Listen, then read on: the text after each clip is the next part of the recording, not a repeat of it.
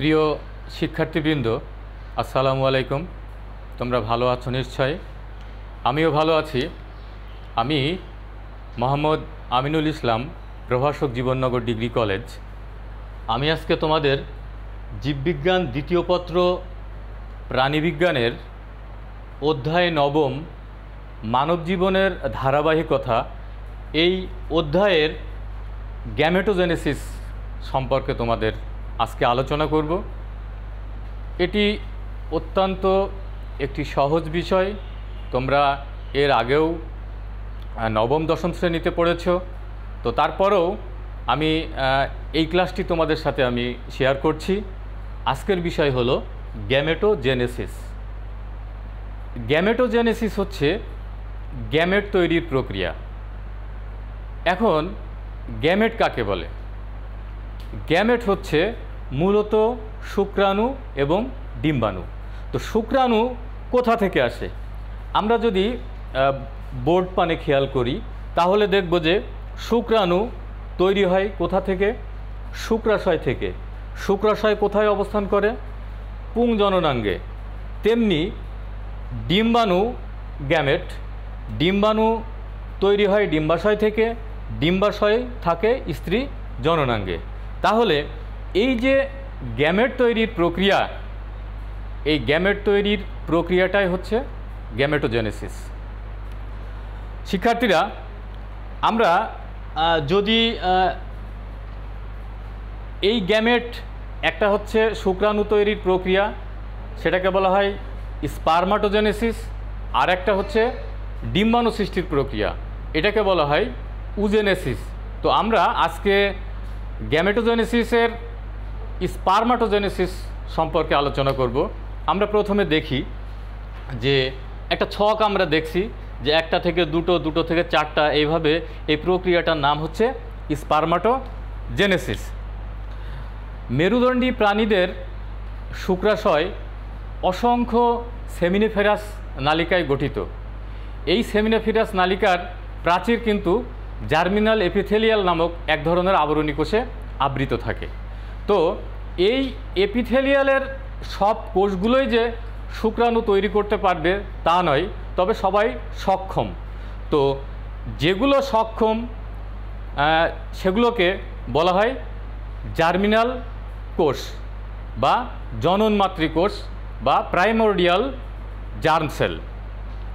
তো এখানে কথা হচ্ছে যে এই যে জার্ম সেল, এই জার্ম সেল যখন এই শুক্রাশয়ে থাকে, এই শুক্রাশয়ে যে জার্ম সেলগুলো থাকে বা জনন মাতৃকোষ থাকে, এই জনন মাতৃকোষের ফাঁকে ফাঁকে কিছু কিন্তু দেহকোষও থাকে। এই দেহকোষকে বলা হয় শর্টলি কোষ। তো এই শর্টলি কোষ থেকে, শর্টলি কোষের কাজ কি? যে শুক্রাণুটা তৈরি হবে, ক্রমবর্ধমান বা কর্মক্ষম যে শুক্রাণুটা তৈরি হবে, এই শুক্রাণুর পরিবর্ধনের জন্য যে পুষ্টি দরকার, এই পুষ্টিটা কিন্তু এই শর্টলি কোষ থেকে আসে। এখন আমরা এই যে প্রক্রিয়াটি স্পারমাটোজেনেসিস, এই প্রক্রিয়াটি কি আমরা ক্রমবর্ধমানের উপর ভিত্তি করে আমরা কিন্তু কয়েকটা পর্যায়ে সাজাইছি। একটা হচ্ছে ভাগ করা যায়, একটা হচ্ছে স্পারমাটোগোনিয়াম। স্পারমাটোগোনিয়াম কি? যে শুক্রাশয়ের সেমিনিফেরাস নালিকার যে এপিথেলিয়াল যে কোষগুলো, এই কোষগুলো বারবার কিন্তু মাইটোসিস প্রক্রিয়ায় বিভাজিত হয়। তো মাইটোসিস প্রক্রিয়ায় বিভাজিত যখন হয় তখন এর নাম হয় স্পারমাটোগোনিয়াম। এটা কিন্তু 2n সংখ্যক বা ডিপ্লয়েড। এখানে এই স্পারমাটোগোনিয়াম আমরা যদি, এটার কিন্তু কতগুলো ধারাবাহিকতা আছে। তার একটা হচ্ছে যে সংখ্যা বৃদ্ধি পর্যায়, পরিবর্ধন পর্যায়, পূর্ণত প্রাপ্তি পর্যায় এবং হচ্ছে স্পার্মিওজেনেসিস। তো আমরা যেটা আলোচনা করছি স্পারমাটোগোনিয়াম, এটা হচ্ছে তোমার সংখ্যা বৃদ্ধি পর্যায়। তো সংখ্যা বৃদ্ধি পর্যায়ে হওয়ার পরে যখন এই প্রাইমারি স্পারমাটোসাইট তৈরি হয়, এটা হচ্ছে পরিবর্ধন পর্যায়ে। কারণ এখান থেকে ওই যে জার্মিনাল এপিথেলিয়ামের যে কোষ থেকে, যে শর্টলি কোষ থেকে যে পুষ্টি সংগ্রহ করে, সেই পুষ্টি সংগ্রহ করে কিন্তু তৈরি হয় প্রাইমারি স্পারমাটোসাইট। এই প্রাইমারি স্পারমাটোসাইটের নিউক্লিয়াসটি তখন এই খাদ্য গ্রহণ করে কিন্তু আয়তনে বড় হয়। এবার আসছে সেকেন্ডারি স্পারমাটোসাইট। তো এই প্রাইমারি স্পারমাসাইট এটাও কিন্তু 2n সংখ্যক, কিন্তু যখন সেকেন্ডারি স্পারমাটোসাইট আসবে এই প্রাইমারি স্পারমাটোসাইটের এই পর্যায়ের শেষের দিকেই কিন্তু এই মিওসিস কোষ বিভাজনের একটা ইন্টারফেস দশায় কিন্তু লক্ষণ প্রকাশ পায়। তো সেখানে এই 2n সংখ্যক যে প্রাইমারি স্পারমাটোসাইট এটা ভাগ হয়ে দুইটা কোষ তৈরি করে, যার নাম হচ্ছে সেকেন্ডারি স্পারমাটোসাইট। এটা হচ্ছে প্রথম মিওসিস বিভাজন।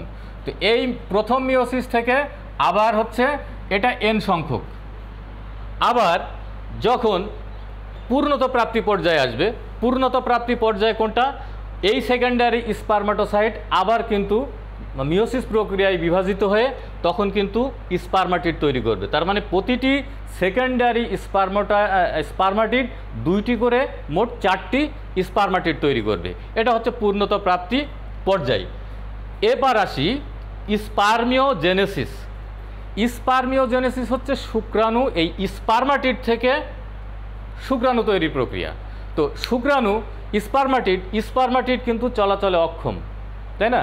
তো যে প্রক্রিয়ায়, জটিল প্রক্রিয়ায় কোষ বিভাজনে অক্ষম, একটা আঙ্গিক পরিবর্তন এবং চলাচলে অক্ষম স্পারমাটিড একটা পরিবর্তনের মাধ্যমে সচল শুক্রাণুতে পরিণত হয়, এই প্রক্রিয়াটার নাম হচ্ছে স্পারমিওজেনেসিস। আমি আবারও বলি যে একটি ধারাবাহিক পরিবর্তনের মাধ্যমে কোনো কোষ বিভাজন ছাড়াই একটি অচল স্পারমাটিড থেকে শুক্রাণুতে পরিণত হওয়ার প্রক্রিয়ার নাম হচ্ছে স্পারমিওজেনেসিস। তাহলে আমরা এটা দেখলাম যে স্পারমাটোজেনেসিস প্রক্রিয়ায় স্পারমাটোগোনিয়াম থেকে প্রাইমারি স্পারমাটোসাইট এখানে ডিপ্লয়েড সংখ্যক, এটা আবার বিভাজিত হবে মিওসিস প্রক্রিয়ায় হয়ে সেকেন্ডারি স্পারমাটোসাইট তৈরি হবে। এই সেকেন্ডারি স্পারমাটোসাইট আবার একটা থেকে দুইটা তৈরি হবে, মোট 4টা স্পারমাটিড এবং 4টা স্পারমাটিড থেকে 4টা শুক্রাণু। আমরা জানি যে এই যে মানবদেহে যে শুক্রাণুর সংখ্যা প্রচুর, কিন্তু প্রায় কোটি কোটি হচ্ছে শুক্রাণু কিন্তু মানব দেহের প্রজননতন্ত্রে, পুরুষ প্রজননতন্ত্রে বা পুং প্রজননতন্ত্রে কিন্তু তৈরি হয়।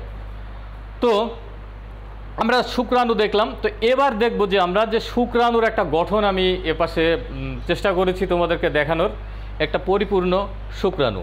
তো এই শুক্রাণুর যে গঠনটা, এই গঠনটাকে অনেক ভাগে ভাগ করা যায়। একটা হচ্ছে মাথা, গ্রীবা, মধ্যখণ্ড, লেজ, এগুলোকে 4 ভাগে ভাগ করা যায়। তাহলে মাথা প্রথমে যদি আসি, এটা যদি একটা শুক্রাণু, এই শুক্রাণুর এটা হচ্ছে মাথা।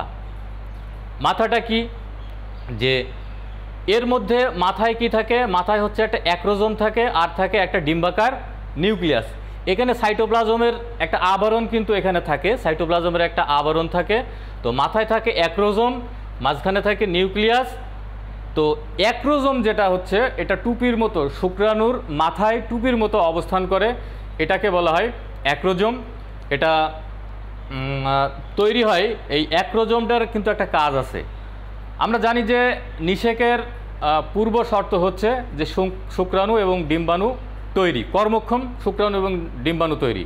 তো শুক্রাণু এবং ডিম্বাণুর যখন মিলন হয় এই প্রক্রিয়াকে বলা হয় নিষেক। নিষেকের পরে হয় পরিস্ফুরণ।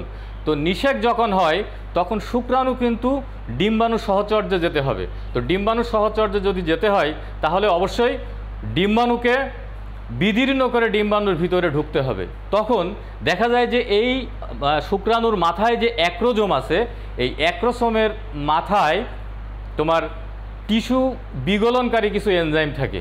এই এনজাইমগুলো ডিম্বাণুর যে প্রাচীর আছে, বহিঃপ্রাচীর, এই ডিম্বাণুর বহিঃপ্রাচীরকে বিগলিত করে শুক্রাণু ডিম্বাণুর ভিতরে প্রবেশ করে এবং তখনই নিষেক প্রক্রিয়া শুরু হয়।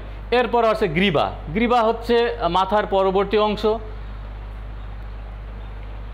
মধ্যখণ্ড, আমরা দেখতে পাচ্ছি যে এখানে যে মধ্যখণ্ড যেটা আমরা বলছি এটা হচ্ছে মাইটোকন্ড্রিয়া। তাহলে মাইটোকন্ড্রিয়া এই যে শুক্রাণু যে চলাফেরা করে, সাঁতার কেটে ডিম্বাণুর খোঁজে যে সাঁতরিয়ে যেতে থাকে, এর জন্য যে প্রয়োজনীয় শক্তি দরকার, এই শক্তিটা কিন্তু আসে মাইটোকন্ড্রিয়া থেকে। তো মধ্যখণ্ডর পরে এরপর আসছে হচ্ছে লেজ। লেজের আছে অক্ষীয় সূত্র। তো মধ্যখণ্ড থেকে শেষ করে শেষ থেকে একেবারে শেষ পর্যন্ত লেজ বিস্তৃত। এই লেজের কাজ কি? লেজের কাজ হচ্ছে সাঁতারে সাহায্য করা এবং চলাচলে সহায়তা করা। এখানে আবার কিন্তু একটা প্লাজমা ঝিল্লি থাকে। এই লেজের যে প্রাথমিক অঞ্চলটাই, এই প্রাথমিক অঞ্চলটাই কিন্তু একটা ঝিল্লি থাকে, কিন্তু পরবর্তীতে এই লেজের শেষ প্রান্ত কিন্তু এই ঝিল্লিটা আর দেখা যায় না। তো শিক্ষার্থীরা, আমি আজকে তোমাদের খুব সহজ একটা জিনিস, যেটা আমাদের পারিবারিক জীবনেও জানা প্রয়োজনে এগুলো। তো আমরা আজকে স্পারমাটোজেনেসিস, যেটাকে বলা হয় স্পার্ম বা শুক্রাণু তৈরির প্রক্রিয়া, কিভাবে শুক্রাণু তৈরি হয়, এটা আমরা আজকে জানলাম। এবং সেই সাথে দেখলাম যে একটা ডিম্বাণু এবং ডিম্বাণু কী কাজ করে এবং ডিম্বাণুর পুরো গঠনটা তোমাদের আমি আলোচনা করলাম। আগামী দিন তোমাদেরকে দেখাবো বা শেখাবো ডিম্বাণু তৈরির প্রক্রিয়া, যেটার নাম হচ্ছে স্পার্মিওজেনেসিস। তো ভালো থাকো সবাই, আবার দেখা হবে। আল্লাহ হাফেজ।